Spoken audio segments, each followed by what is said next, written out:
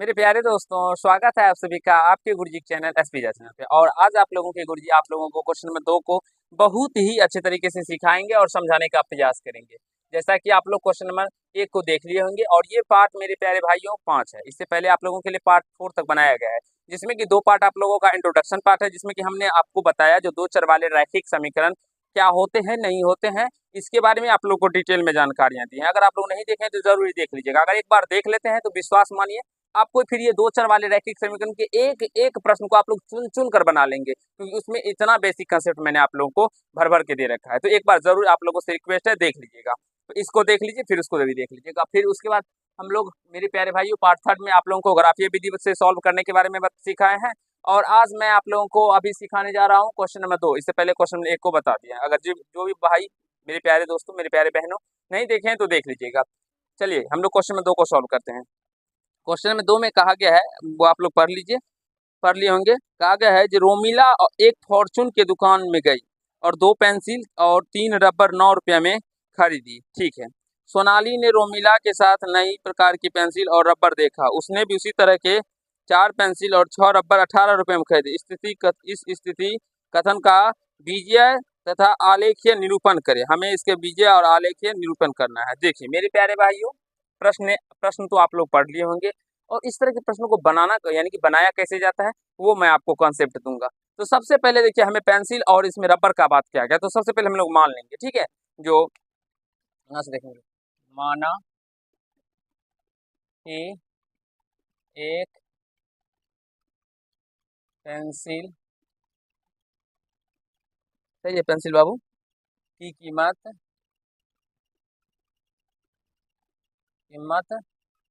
x रुपया तथा एक रबर की कीमत y रुपया है। इतना हमारे प्यारे भाई बहनों आप सभी इतना कर लिए होंगे और यहाँ तक करने में आपको कहीं से कोई दुराई या कठिनाई भी नहीं हुआ होगा। यहाँ तक आप लोग देख लिए होंगे। अब मेरे प्यारे भाइयों, प्रश्न के अकॉर्डिंग हमें कहा गया है, जो यहाँ से अगर बात करें प्रश्न में, तो यहाँ से देखिए रोमिला जो है ना वो फॉर्चून की दुकान में गई थी ना, और वो 2 पेंसिल और 3 रबर 9 रुपये में खरीदा। तो देखिए 2 पेंसिल, एक पेंसिल की कीमत x रुपया, प्रश्न से पहले लिख देते हैं। ठीक है, 2 पेंसिल, तो 2 पेंसिल खरीदा तो कितना मूल्य हो गया 2x, और प्लस उसके बाद वो कितना रबर खरीदता है, तो 3 रबर खरीदता है, 3 रबर 9 रुपये में, तो 3y। एक रबर का कीमत y रुपया है, तो 3 रबर का कीमत कितना हो जाएगा 3y, इक्वल टू कितना हो जाएगा, दोनों को ऐड करने पे 9 हो जाएगा, क्योंकि वो 2 पेंसिल और 3 रबर का मूल्य 9 ही रुपया में खरीदा है, तो इसका मूल्य पेंसिल का कीमत इतना रुपया और रबर का कीमत इतना, तो ऐड करेंगे तो यह 9 रुपया हो जाएगा। तो यानी कि इसको हम लोग फर्स्ट मान लेंगे। अब दूसरा नंबर बात करते हैं मेरे प्यारे भाइयों, किसका, तो रोमिला के साथ सोनाली का। ठीक है ना, वो भी एक पेंसिल इसी प्रकार से पेंसिल खरीदी, तो 4 पेंसिल और 6 रबर, 4 पेंसिल और 6 रबर वो कितना में खरीदती है, तो 18 रुपया। कोई बात नहीं मेरे प्यारे भाइयों, मेरे प्यारे दोस्तों, यही हमें बीज के इसमें जो कहा गया है प्रश्नों में, जो बीजीय तथा आलेखीय निरूपण करे, तो ये बीजीय रूप में हमने इसको व्यक्त कर दिया। आप लोग समझ गए होंगे जो बीजीय रूप में हमें कैसे इसको व्यक्त करना है, नहीं करना है, ये बीजीय रूप में। और आलेख रूप में व्यक्त करने के बारे में आप लोग को पीछे भी बताया है, तो आलेख रूप में मैं अभी भी बताऊंगा आपको। थोड़ा सा पैसेंस बनाए रखिए और समझने का प्रयास करें। देखिए चलिए, अब यहाँ से समीकरण फर्स्ट से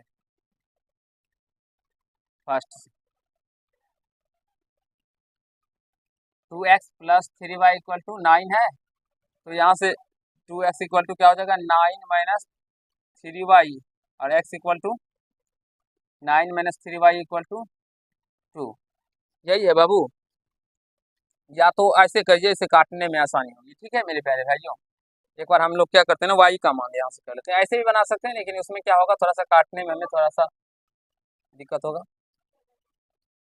9 माइनस 2x इक्वल टू कितना हो जाएगा, यहाँ से 3 आ जाएगा, तो मान सारे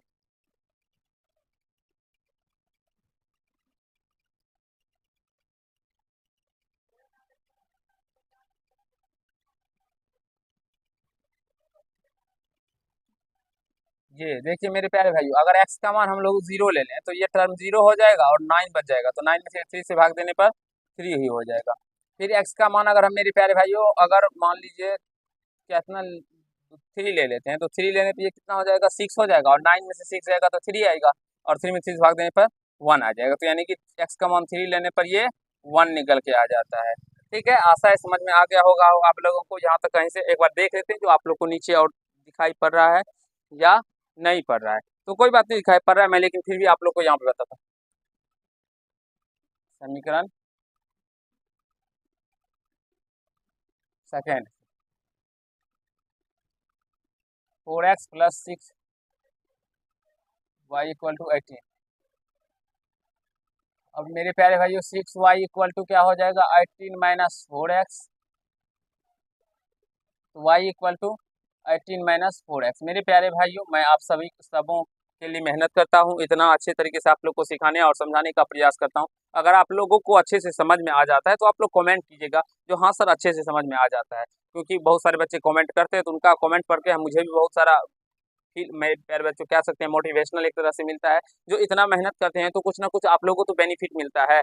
मेरे प्यारे भाइयों, आप लोगों को बेनिफिट मिल रहा है तो बहुत अच्छी बात है, और नहीं समझ में आता है तो भी कमेंट कीजिएगा सर समझ में नहीं आता है, लेकिन मेरे अकॉर्डिंग मैं तो आपको अपने 100% दे के समझाने का प्रयास करता हूँ। मान सारणी जहाँ पर भी मेरे प्यारे भाइयों आपको समझ में नहीं आए, वहाँ पे आप बोलिएगा सर इस मिनट से इस मिनट के बीच में हमको समझ नहीं आया, वहाँ पे मैं समझाने का प्रयास करूँगा। एक्स और वाई, मेरे प्यारे भाइयों एक्स का मान 0 लेने पे ये y का मान x का मान 0, ये टर्म 0 हो जाएगा, तो यहाँ 18 बचेगा, 6 3 18, यानी y का मान 3 आ जाएगा।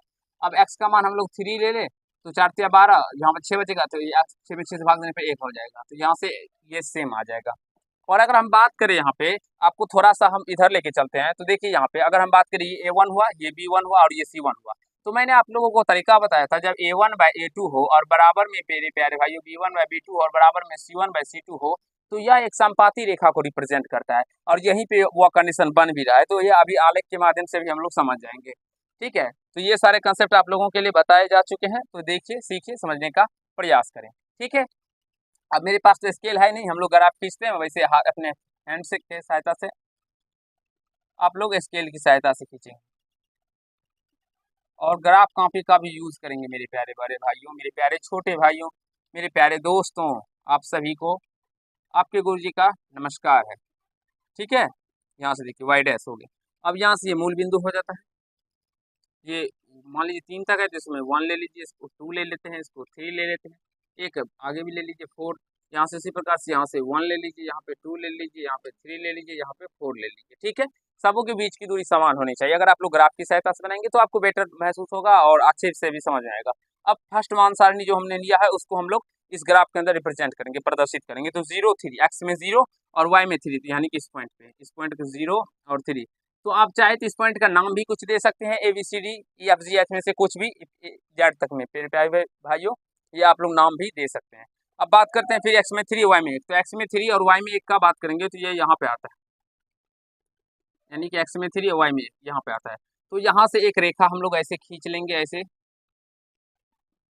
चला जाएगा, और इसका नाम हम लोग रेखा का दे भी सकते हैं, ABCD PQ कुछ भी दे सकते हैं। ठीक है, अब दूसरे समान सारणी को भी रिप्रेजेंट करेंगे, तो दूसरे में भी एक्स का मान 0 वाई का मान 3 यहीं पे आ जाएगा, और एक्स में 3 फिर वाई में 1, तो एक्स में 3 और वाई पे चलते रहेंगे तो यहाँ पे आ जाएगा। तो ये भी इसी रेखा के ऊपर में दूसरा रेखा भी मेरा जाएगा। मेरे प्यारे भाइयों, तो इसी को हम लोग समपाती रेखा कहेंगे। जब एक रेखा के ऊपर भी दूसरी रेखा ही हो, जैसे कि ऐसी ये रेखा है और इसी रेखा के ऊपर में दूसरी रेखा भी आ जाए, तो ऐसी रेखा को ही समपाती रेखा कहेंगे। और इसके अनेक हल होते हैं, क्योंकि एक जगह पे तो कहीं बिंदु पे कट नहीं किए, यहाँ हर एक बिंदु पे ही कट हो रहा है, हर एक बिंदु पे ही ये रेखा एक दूसरे को काट रही है, तो इसके लिए इसके अनेक हल होंगे। तो आई होप मैंने आप लोगों को क्वेश्चन नंबर 2 जो जितने सिखाए हैं आप लोग को वो सीख गए होंगे, आप लोग समझ गए होंगे, कहीं से कोई दिक्कत या समस्या नहीं हुआ होगा आप लोगों को। और आज के पाठ में मेरे प्यारे भाइयों, मेरे प्यारे दोस्तों, हम लोग क्वेश्चन नंबर 1 ही को करते हैं, यानी कि क्वेश्चन नंबर 2 को ही करते हैं, और नेक्स्ट पार्ट में फिर तीसरे नंबर करेंगे। छोटे छोटे ही वीडियो बनाते हैं जिससे आपको समझ में भी आ जाए और एक मेरे प्यारे भाइयों प्रश्नों को हम लोग जल्दी से जल्द कर भी पाए। चलिए, अगर आप लोग को ये पाठ अच्छा लगा हो तो वीडियो को लाइक कर दीजिएगा, कैसा लगा ये कमेंट कीजिएगा, और चैनल पर नए हो तो चैनल को सब्सक्राइब करके बेल आइकन को प्रेस कर दीजिएगा, जिससे मेरे हर एक वीडियो का नोटिफिकेशन आप तक पहुंचता रहे। और मेरे प्यारे भाइयों, आपके गुरुजी का एक रिक्वेस्ट है, जो आप अगर आप लोग अपने गुरुजी के चैनल के माध्यम से पढ़ रहे हैं तो वीडियो को ज़्यादा से ज़्यादा आप शेयर कीजिए, जिससे कि दूसरे बच्चों तक भी पहुंच पाए और आपके गुरुजी का भी कुछ काम बन पाए। चलिए, आज के पाठ में इतना ही, धन्यवाद।